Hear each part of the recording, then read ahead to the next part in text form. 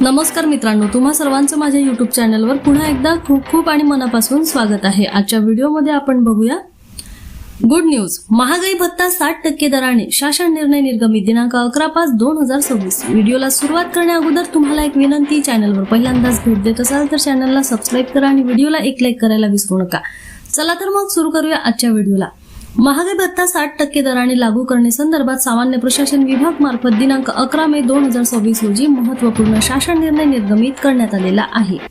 सदर शासन निर्णयानुसार नमूद करण्यात आलेले आहे की भारत सरकार वित्त मंत्रालय व्यय विभागाच्या दिनांक 22 एप्रिल 2026 च्या कार्यालयीन ज्ञापनाची प्रत महाराष्ट्र राज्य संवर्गातील अखिल भारतीय सेवेतील अधिकारी संदर्भात माहिती व योग्य त्या कार्यवाही करिता अग्रेषित करण्यात आलेली आहे।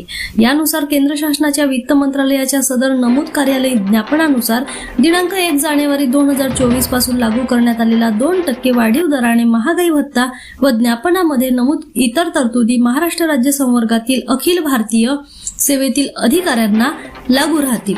यानुसार दिनांक 1 जानेवारी 2026 पासून 60% दराने महागाई भत्ता अनुज्ञेय करण्यात येत आहे। यानुसार थकबाकीची रक्कम देखील अदा करण्याचे निर्देश देण्यात आलेले आहे। पुन्हा भेटू एका नवीन अपडेटसह नवीन व्हिडिओमध्ये। तोपर्यंत धन्यवाद।